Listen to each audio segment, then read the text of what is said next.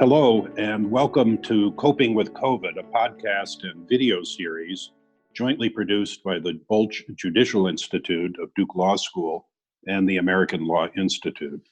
I am David Levi, president of the ALI and director of the Bolch Judicial Institute.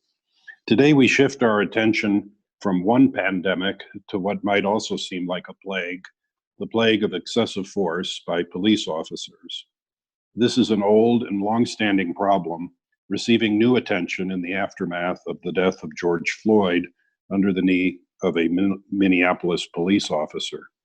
2014 also saw several killings of Black men by police officers where the underlying crime was a nonviolent offense. Now it is 6 years later, and it is apparent that there is still much to be done to put a stop to these killings. It is a hard moment in our history, and yet, amid the pain and scrutiny, perhaps we may see a new chance for consequential reforms. I'm joined by four distinguished guests today. Lori Lightfoot is the mayor of Chicago. Prior to her election last year, she served on Chicago's Police Accountability Task Force and is president of the Chicago Police Board. Art Acevedo is chief of the Houston Police Department, where he leads 5,200 law enforcement officers and 1,200 civilian support personnel. He has served in law enforcement for more than 30 years. He is an advisor to the American Law Institute's policing project. Barry Friedman is one of the country's leading authorities on policing. He is the Jacob D. Fuchsberg Professor of Law at NYU and the founding director of the NYU Policing Project. He is also the chief reporter for the American Law Institute's Principles of the Law Policing. Ashley Allison is executive vice president of campaigns and programs at the Leadership Conference on Civil and Human Rights. She previously served as the deputy director and senior policy advisor in the White House Office of Public Engagement. Thank you all so much for taking your precious time to talk with me today. My first question is for the mayor. Mayor Lightfoot, you've been involved with police oversight for many years. You were chair of the Accountability Task Force in Chicago after the 2014 police murder of Laquan McDonald in Chicago. 2014 was also the year in which Michael Brown was killed by a police officer in Ferguson, Missouri. And here we are 6 years later. Can we put an immediate end to these kinds of police killings so that we aren't here on another cycle 6 years from now? Well, good morning, and I'm grateful to be part of this, I think, important discussion. Look, we'd all like to put an end to any police excessive force, particularly one that involves a police-involved shooting. They are the most igniting and outrageous use of force that really angers community members. So minimizing any police-involved shooting is important. Fundamentally, it goes back to, I think, a couple of things. One is, of course, training. But that training isn't just about how to use deadly force. I think the place where we have missed and we need to recalibrate is the sanctity of life question. You know, everybody knows this. Just because you can use force doesn't mean you should use force. And of the two most notorious ones recently, the killing of George Floyd in Minneapolis, this was a compliant individual who was already in handcuffs, was expressing some concerns about getting into the back of a police vehicle, but certainly wasn't resisting arrest, and certainly not one that warranted the kind of force that was used by the officers, in particular, but not just exclusively, the knee on the neck. You had three officers who were literally having their full weight on his body. And of course, we know that led to his death. More recently, we had a drive-in, a shooting at a Wendy's drive-in, where the individual was running away, had grabbed a taser, but by definition, a taser is a non-lethal form of force. And yet, running away, he was shot twice in the back by a pursuing police officer. So what that says to me is that we are missing the boat in training our officers about the sanctity of life and why that has to be paramount in their thinking. Now, when those split-second decisions, officers are going through a long matrix of questions, that's why they've got to be trained. They've got to be trained in real-time simulations. So these questions and these restraints get actually baked into the muscle memory of officers. So when they are in a split-second situation, they can lean into the practice and the training. And I don't think that we've done a good enough job on that anywhere. Of course, officers get trained on use of force, but many departments don't have simulators, so they can simulate the actual circumstances in which they're going to find themselves. They don't have simulated training facilities where they can be outside in an area that simulates what they're going to find in the streets of their city. That's the kind of training that we need. That's the training that we still don't have yet, even in Chicago. And I think if we're going to continue to empower officers to use deadly force, we are making a mistake if we do not provide them with that kind of very real-time simulated training so that it's not theoretical, it's real for every officer. And that's got to be re-upped every single year. Thank you. Thank you for that focus on training. Chief, you started as a patrol officer in 1986. Can you share, and now you're chief of a gigantic metropolitan police department. It's a wonderful career. Can you give us the police perspective on why these shootings continue to happen and what we can do about it? Well, good morning, everyone. Madam Mayor, good morning to you and Barry Friedman and all, and Ashley. Thanks everybody for having me on it. I think that first and foremost, we have to recognize that I echo everything that Mayor Lightfoot said, but also that there is no policy, procedure, training. There's nothing we can do to guarantee 100% of the time we're going to get it right. It's just human nature is what it is. These are dynamic situations. But I think we start building accountability and having officers be a little bit more critical in terms of their thinking by holding officers accountable. If you look across the country, you will see a lot of situations where officers used deadly force that truly, this awful but lawful that everybody talks about, that's deadly force that happened not because the officers absolutely needed to use force, but because the officers, there's 3 prongs that I teach my officers, and you can go to our website and you can see when we go in and talk. Very first day of academy training, myself, my 2 executive assistant chiefs come in, and we talk about 3 prongs that they have to process very quickly. Number 1, am I within state law and the Constitution? It's pretty broad. The state law and the Constitution does not require you to tactically reposition, doesn't require you to create distance, doesn't require you to move out of the way of a moving car. It allows you to stand your ground, like in civilian laws across the country, and we know what kind of consequences that's had for a lot of communities, especially communities of color.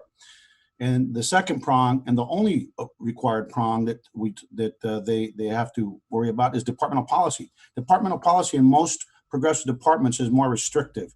We require you to not shoot at cars. Get out of the way of cars, unless the car is being used as a weapon, as we've seen across the nation. Because people say you should never shoot at a car. That's simply not doable when we have cars being used as instruments of terror and across the pond, and we know what happens there eventually will come here. But the third prong that we talk about with our cops, and I tell them that's the prong that makes them the heroes that the good cops are, that's the moral compass. That's that little voice in your head that says, I'm not going to shoot because I absolutely don't have to shoot to save my life or the life of other, or stop somebody from serious bodily harm. And I think that third prong has to be embedded, like Mayor Lightfoot was talking about. And you have to reward and celebrate that third prong as it relates to when we save lives because we chose not to deploy deadly force, even though we were authorized under the Constitution and criminal law and under our policy. There's a lot of work to be done here in Houston. We actually have reduced our officer-involved shootings by 50% over the years. We've reduced them in half. They used to be about 40 to 45 a year. We're typically down well below 20 a year for a city of 2.4 million people, regional 6.7 million people, 5,300 police officers, and a lot of violence going on. But there's still a lot of work to be done. But we've got to hold people accountable. And that's the biggest piece that's missing. That can be done right now without training, without policies, without procedures. People understand bad shootings when they see it, but too many chiefs, when officers completely abandon their training, when they abandon the tactics and then and get themselves in a situation where now they have to kill somebody, it could have been prevented. But unless we hold people accountable for those tactics, there's no sense in training if you're not going to hold them accountable for the training. And that's something else we need to discuss across the national. Thank you. So we've talked, Professor Friedman, we've talked about training, we've talked about accountability. You've studied police departments. You're one of our top experts on excessive force, racism, over arresting, profiling. How do you see these issues coming together here, and what do you see as the solution or solutions?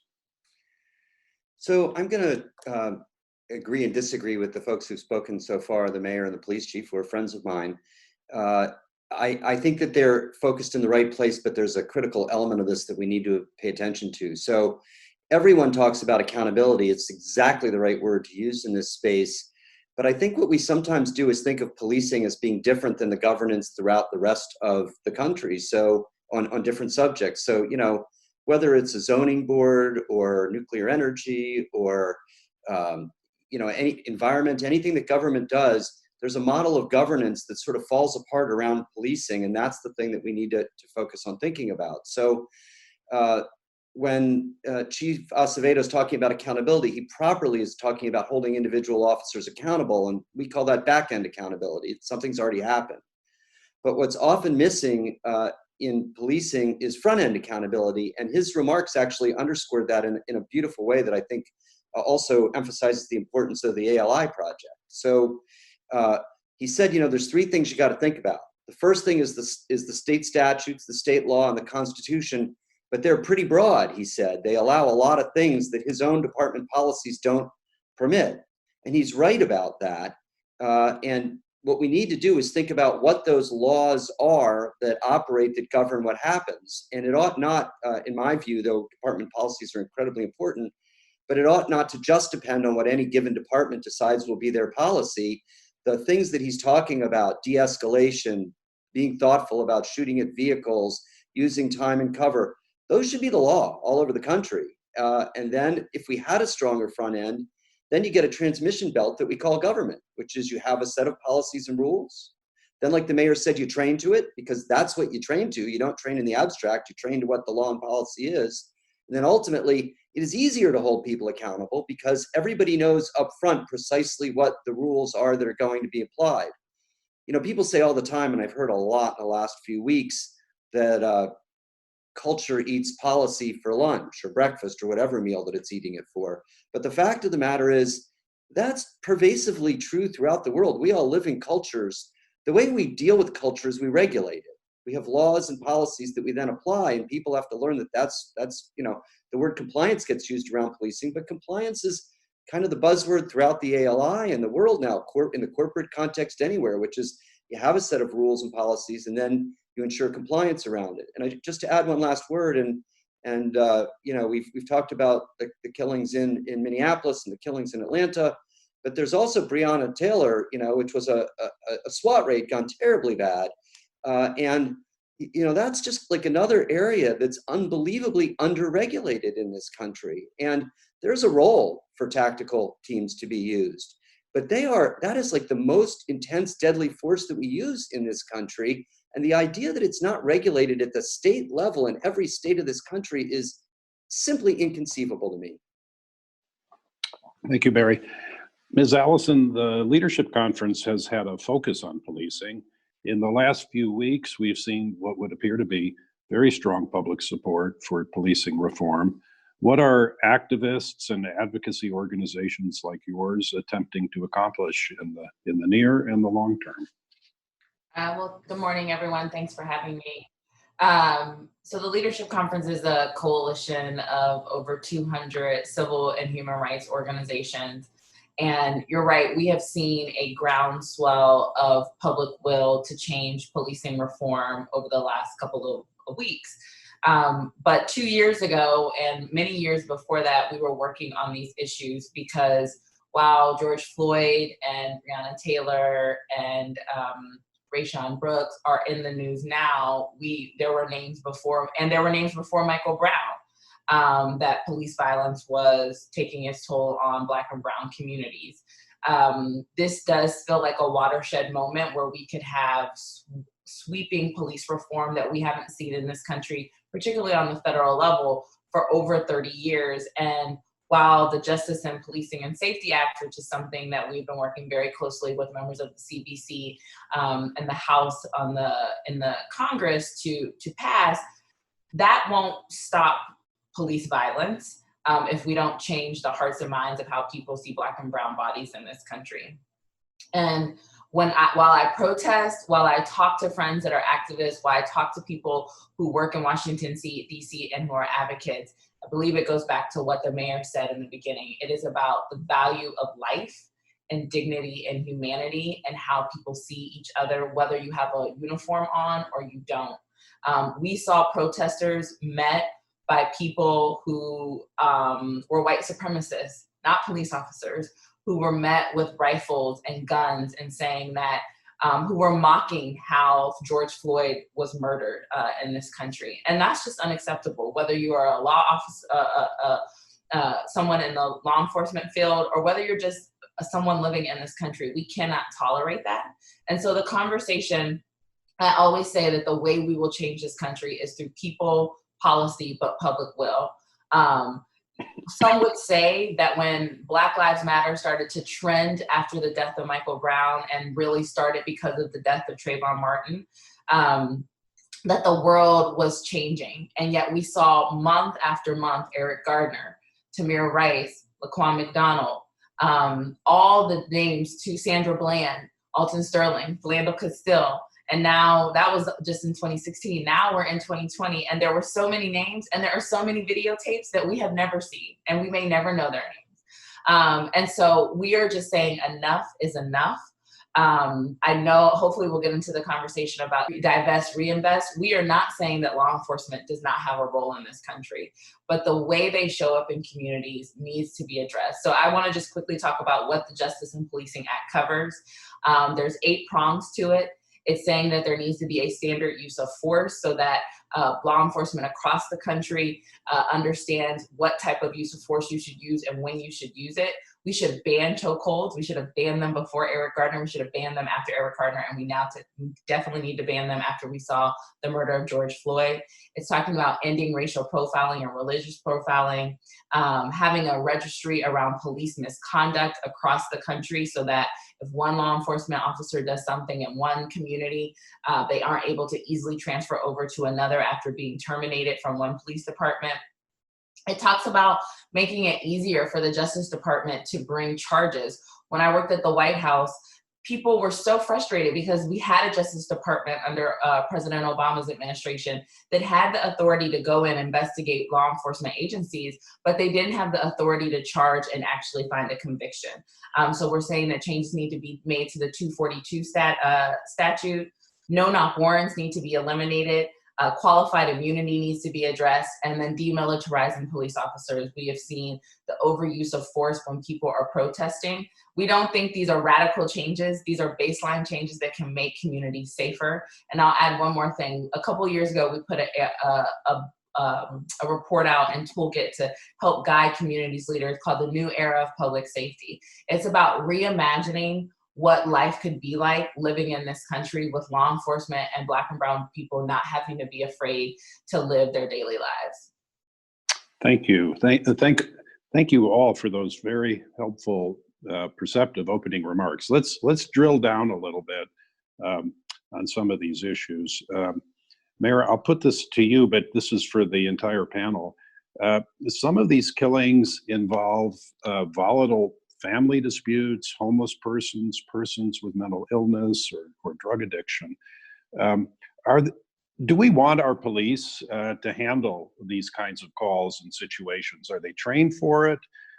Is this the kind of thing they should be doing? Or should we create a different kind of entity to respond to essentially social problems? The city of Albuquerque has just announced its intention to do something of the sort. Mayor, what are your thoughts?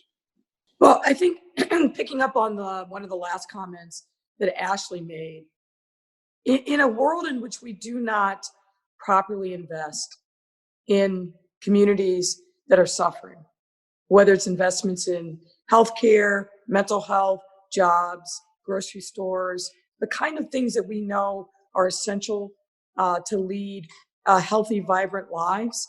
The one governmental entity that shows up every day is the police department. And so in the manifestations of our neglect are things that the police department then is confronted with when they answer those calls for service. And so I think as part of this conversation, we need to do two things. Number one, we need to really define what is the proper role of the police in public safety. And it can't be to be the drug addiction counselor, the homeless intervention expert, all the other things that should be part of a vibrant social safety net. That should not be the role of the police officer as a first responder. And so I agree with that piece of it. But I think the other piece is then we do really need to step up and make sure that we're providing those kind of supports in communities so that when we get a call for somebody who is suffering mental duress or some other kind of mental health issue, that we have systems in place for the 911 operators and the dispatchers to ask the right questions. And then they should be dispatching not the police, but social service interveners who can properly address what's there as need. And we got a lot of different co-responder models across the country. I think that combining that and having the frontline responder in a lot of those circumstances be someone other than the police, one, will better serve the public, but also will take the police out of roles for which they're never going to be properly trained. Chief, what are your thoughts on this? I'm sure patrol officers must dread these volatile family disputes and that sort of thing. What are your thoughts? Let me just say that number one, in terms of domestic violence, that's one of our largest murder drivers in Houston. It is the most dangerous, one of the most dangerous calls police officers can go to. So that's one that I think that once the police is called or someone else is called, we've already failed those families. What we have to do is build healthy communities. And what really frustrates me is that in Houston, we have 1.2 million calls for service. That's not contacts, but that's actual calls for service. Disproportionate communities of color that are suffering the socioeconomic, I would say the symptoms and the illness that lack of educational opportunity, mental health opportunity, economic opportunity creates the tensions in those communities and the circumstances by which leads to violence. So I strongly believe that what we have to do is build those processes to take away some of these responsibilities from law enforcement. We support that, but it's kind of like if you're in a stadium that needs to be replaced, you don't tear down that stadium until you build the new one and move into it. And so that was an analogy that a buddy of mine used the other day, and he's so right. And that's what we're worried about, because let me tell you what they're going to find out. A lot of these services, we're already doing, Madam Mayor, a lot of the things that we're talking about. We actually, at our communications center, a lot of people that call in mental distress, we don't ever send the police. We are actually diverting that or having counselors de-escalate the situation, get the person help right there at the communication center. We're actually deploying our officers with mental health professionals in civilian clothes and soft clothing with a polo shirt on. But you know what the truth of the matter is?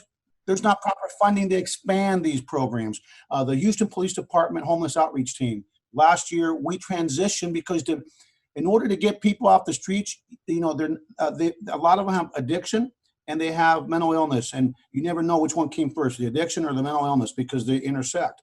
But we were able to transition by building relationships with people in the community, in the homeless community. We were able to actually transition almost 400 folks off the streets and into assisted housing. That's the police department doing it. But the truth of the matter, what we're going to find out, no matter who does this work, here we have 60% of the people that we go to a call where a crime has been committed, we don't even arrest them. We take them to the Ed Emmett mental health facility. The problem is within 12 to 72 hours, guess where they're at?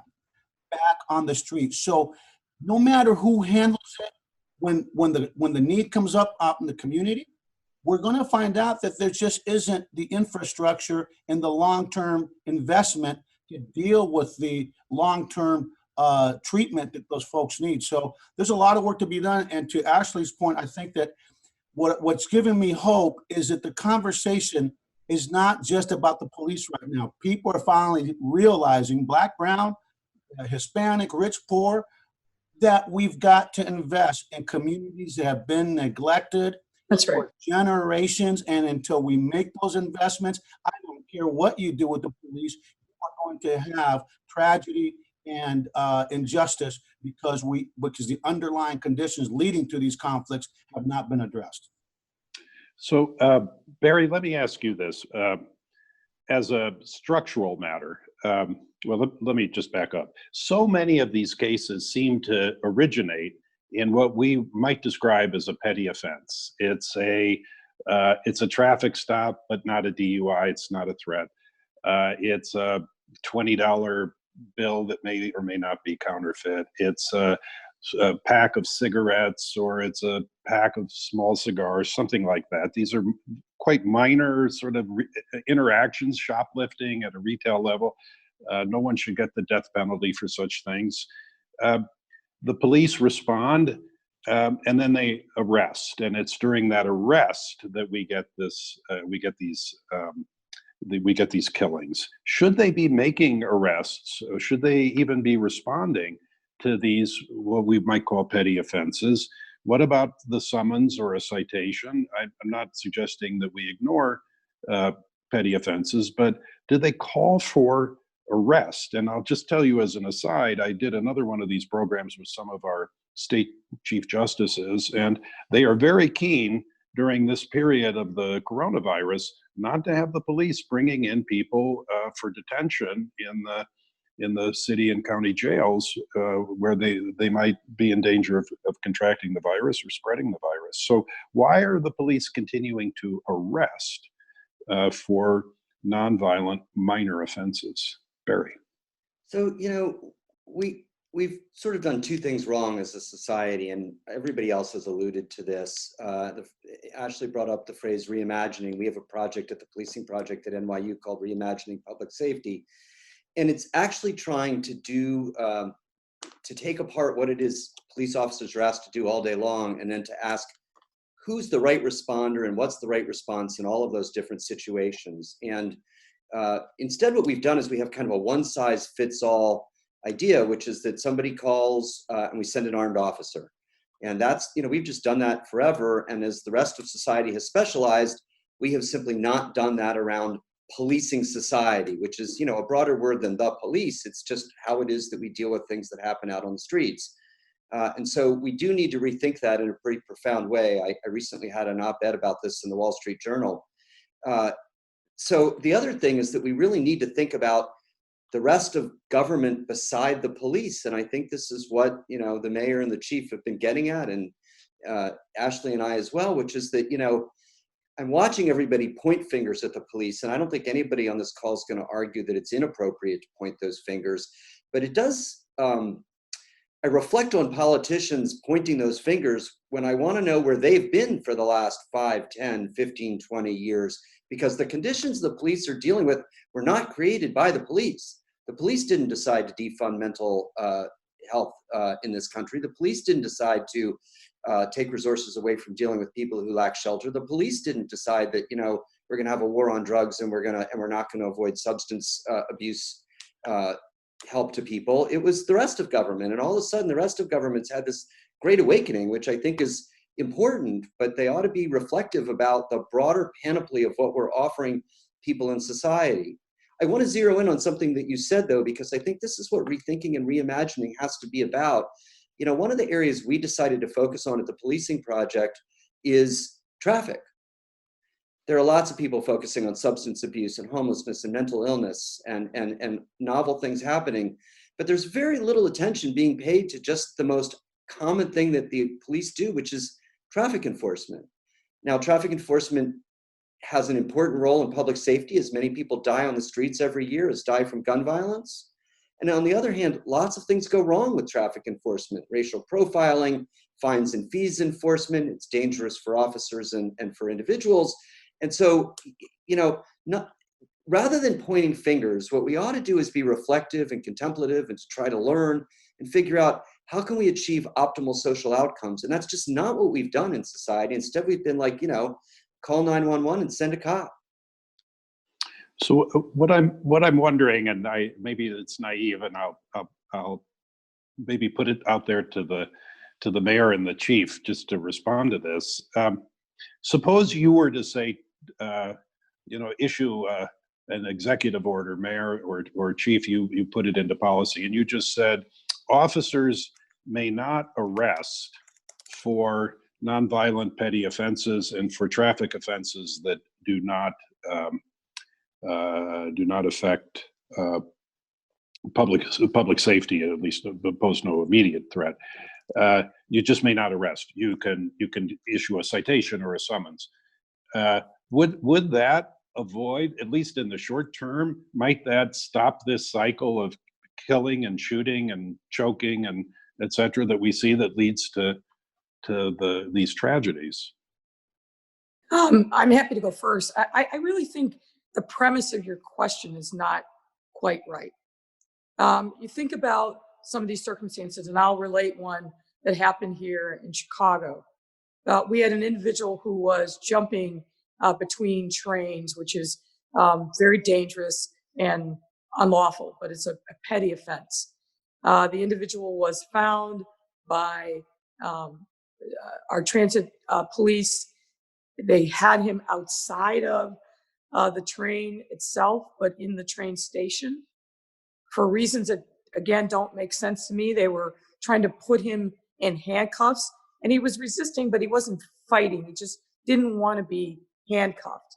And they absolutely could not get control of the circumstances. He kept resisting getting in cuffs. One of the officers said to his partner, shoot him, shoot him. Now, again, this was not a dangerous situation. This person had not committed a felony.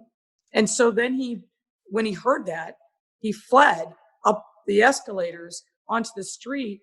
And then you hear two loud retorts where the officer shot this individual twice. Luckily, he lived.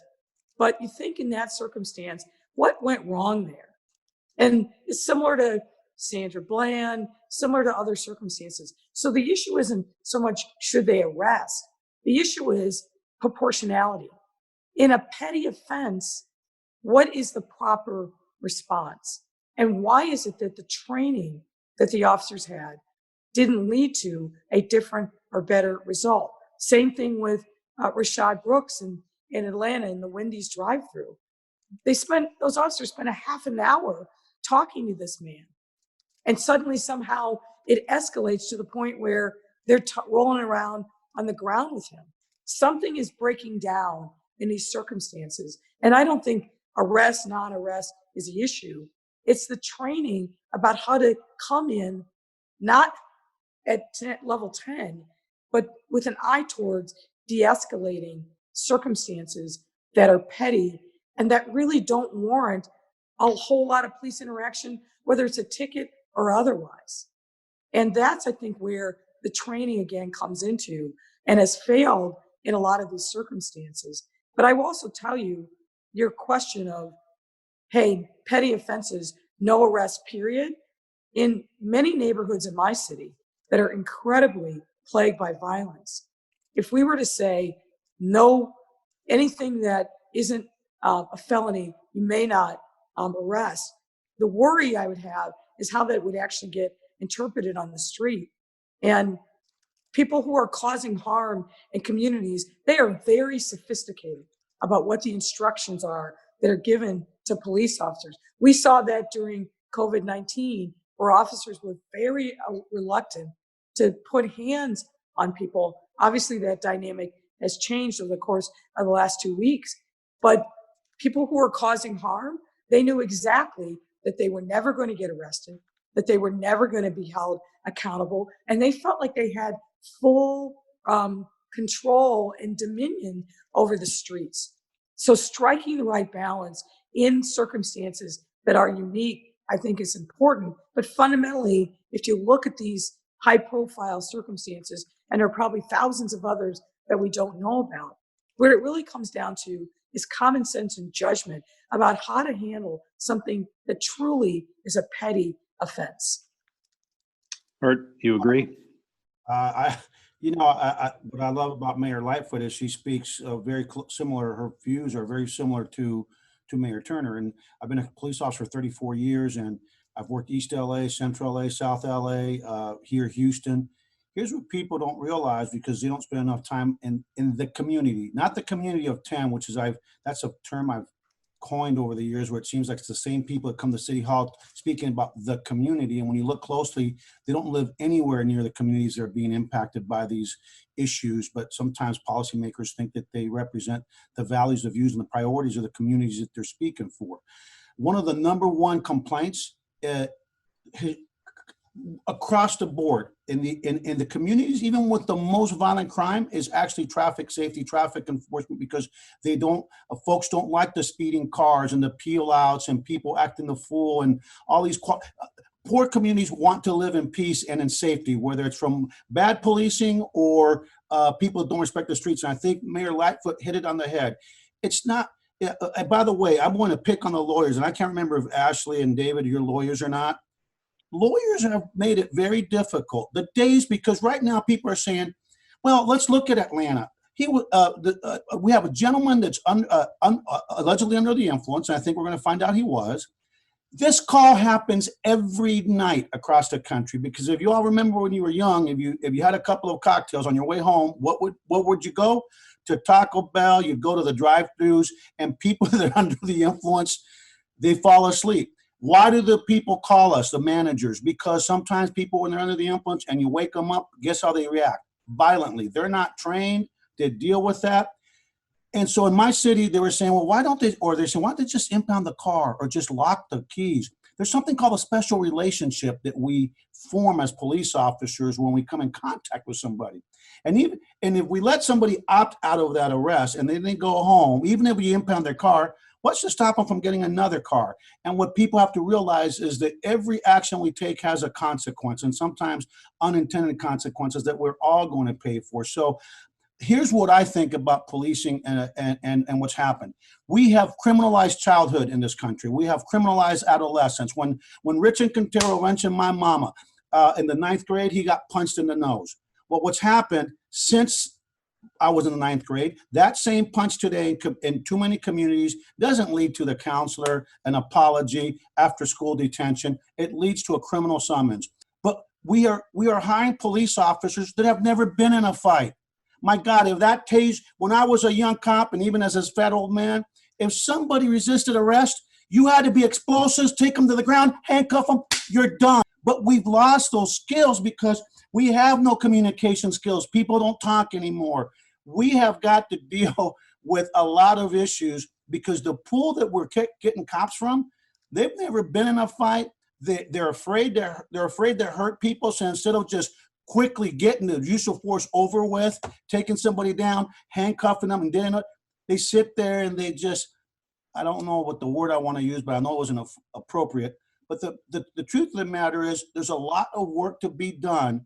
But I think that once we have the conflict, we've already failed society. And I think that, again, we have got to make sure that we're listening to the communities that are impacted most. And I'm sorry, I don't think that black and brown and poor communities, including poor white people, because there's a lot of poor white people in this country that nobody talks about, and then people want to know why there's so much anger in poor white communities.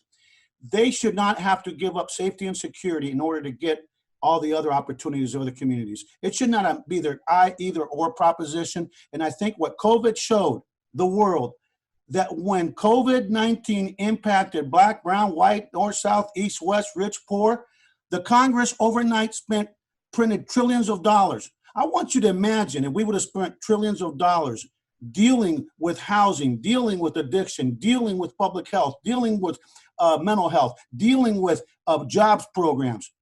We won't be having this conversation a generation from now. So if they could do it then, they could do it now, and it's about us coming together to make sure that we make those investments. So Ashley, the next couple are for you, really. How, from your perspective, how do we repair, can we repair and build trust of the police in minority communities? So I'll respond a little bit to what the mayor and the chief said and try and answer that question, even though I'm not sure I have a complete answer for that.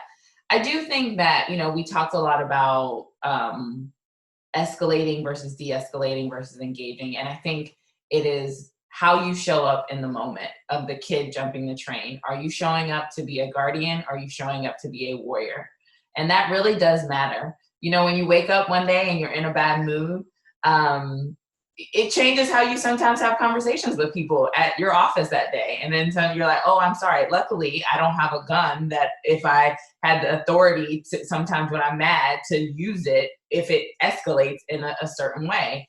But law enforcement often has to make split decisions. Nobody is discounting that. But it really is the mentality of how you even show up sometimes to decide whether or not you want to be a police officer. It's like, who are we recruiting into law enforcement to be police officers? I used to be a teacher, right? And there was a massive effort. I was a teacher in Brooklyn, New York for high school special education.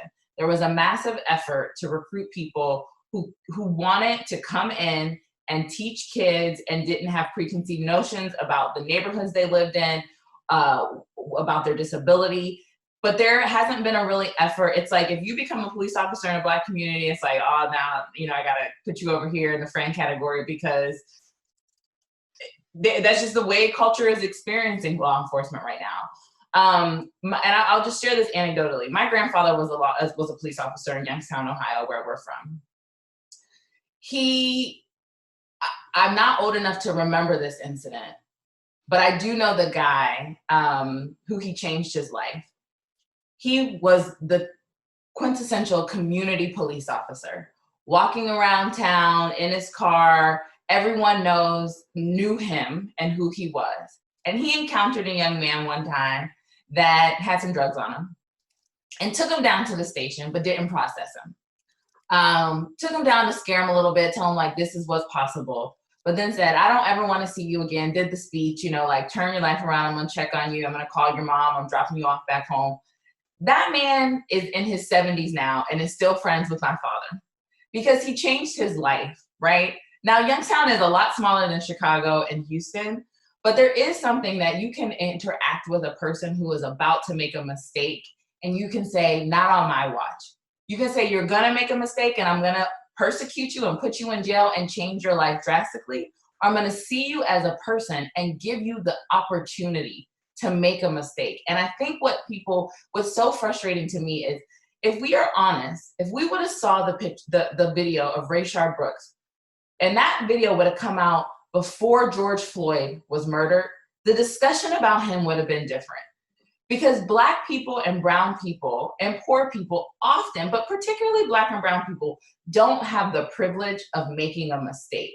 We know that when Black people make a mistake versus a white person making the same mistake, they might not even be arrested.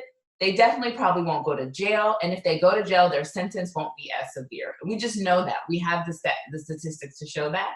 And so I think what folks are saying is that policy will help that, but there has to be a will to know we are all human, that people are treated differently in this society, and we have to stand up and say no. We have to do that for doctors when a Black woman comes in and is about to give labor and say, like, I don't feel right, and they pay attention to what she's saying and like take care of her when she's in labor, and we don't do that because of the maternal health rates here.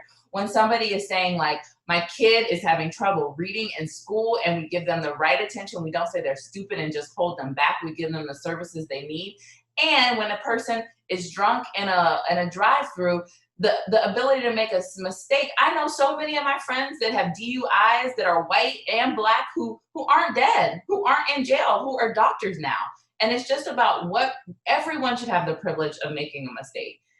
Can we repair the divide between communities of color and law enforcement? I think that the arc of the moral universe is long, but it bends towards justice. And I think that statement applies here.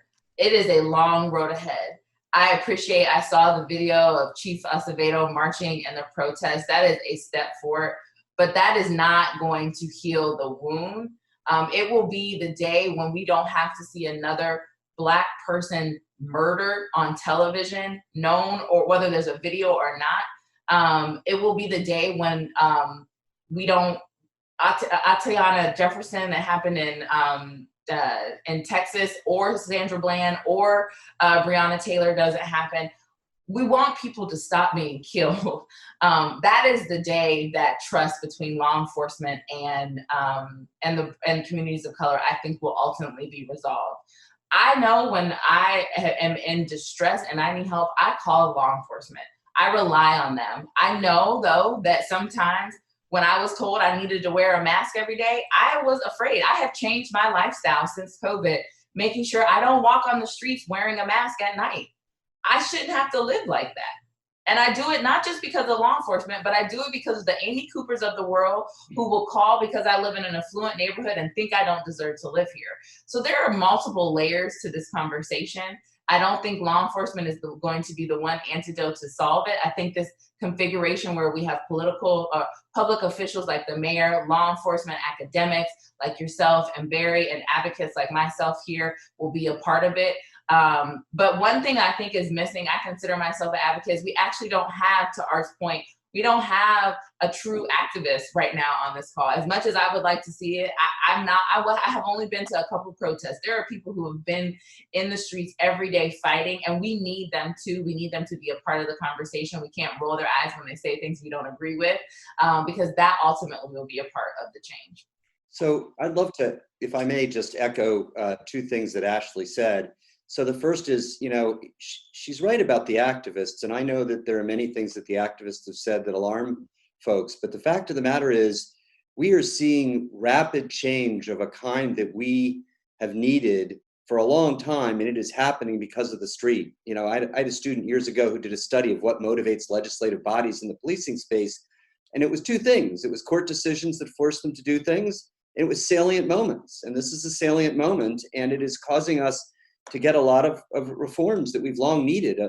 The group of ALI advisors, not in our ALI, reporters, not in our ALI capacity, issued a report last week that basically was a long list of federal, state, and local reforms, many of which are happening and would not have happened because of the protests. The other is just, I was really touched by Ashley's discussion about what ought to be the relationship between the police and members of communities, because that has severely broken down. And we have a project going. I know I'm an academic, but I'm a pracademic in the mayor's own city. It's called the Neighborhood Policing Initiative. And the goal is to actually manage to connect officers to the communities in which they work by giving them time off of their radios to work with community folks, and also empowering the community folks to have a voice in how they are policed. And, there's a pilot, though, the mayor and the police department have said they're going to roll it out through the city, but we've got some early results. And what's amazing about it, and I think this is the thing that really resonates in terms of what Ashley was saying, was the cops who are doing it really like it. And the people in the community who are working with them feel like, and these are folks who just didn't want to have anything to do with the cops beforehand, are finding that there's a way to solve problems together. And that's the thing that I think we've really lost in policing at the ground level that we need to get back, which is empowering the community to have a voice and work with the police in solving the problems in their communities. So let's go around the room, so to speak, and I'll start with you, Mayor. I know your time is short. Would you please address the concept of defunding and also give us whatever concluding thoughts you would like to share? Mayor. Thank you.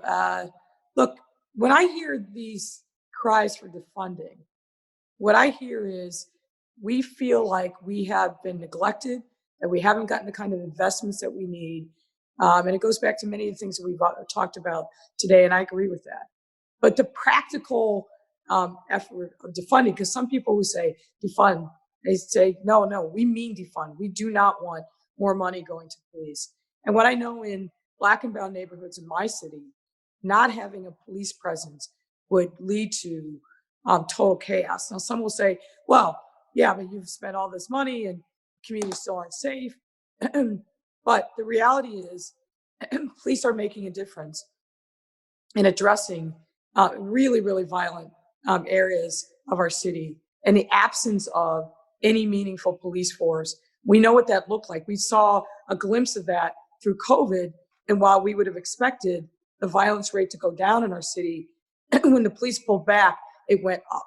And going back to the statement that the chief made, you don't burn down and bulldoze a building and then don't have a replacement.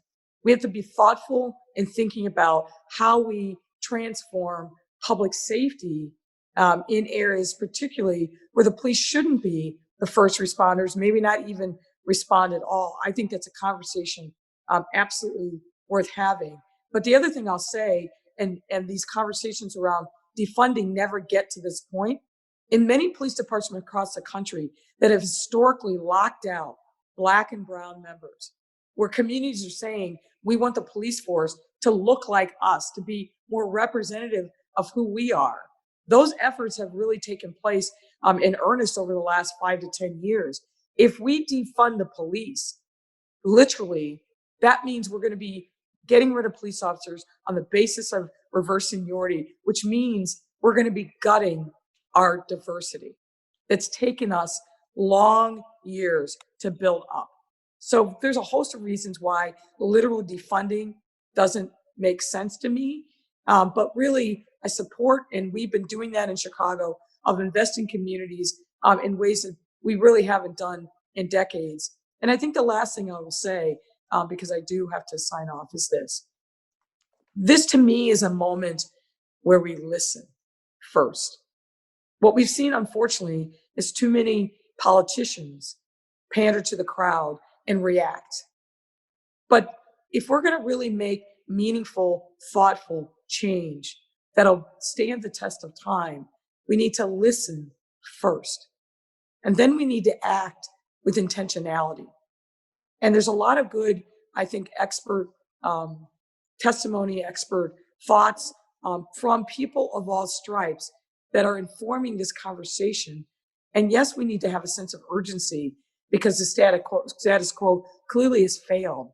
But we need to be thoughtful and intentional about what we do to implement policies that actually will add value and be meaningful for the long term, not just pandering to the prevailing political winds in this moment. So we're trying to be thoughtful and careful in Chicago, and I hope that becomes the prevailing national discussion. So thank you all. Thank you. Thank you. Ashley, let's go to you. Defunding and concluding thoughts. I said earlier, I think there's a role for law enforcement in our communities. I think we have to reimagine what that role is and how we get there, the process to get there. I do think that there's a lot of federal funding that goes to police departments. I think that there needs to be some accountability that if you receive federal funding, that you have to take certain steps to make sure the training is appropriate, that your use of force policies are appropriate. Money is power. And so that is the ultimate thing that will determine, that is a request that many advocates have. And so I do think that there is a role for police. I think that, but we do have to be bold. We do have to be courageous in this moment. And we do have to listen to the people who are really hurting to help us get to the place where people can trust law enforcement again, and people can live in safe communities regardless of their economic or racial background. Thank you. Chief? Well, it's been a great conversation. Look forward to continuing to lift up the voices of the folks that we've been listening to, because just listening is not enough.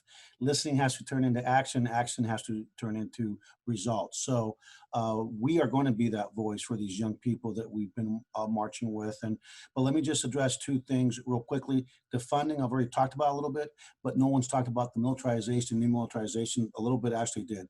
It's not about the equipment. It's not about whether or not we should have long rifles, because let's be real clear, this is the most violent society in the free world.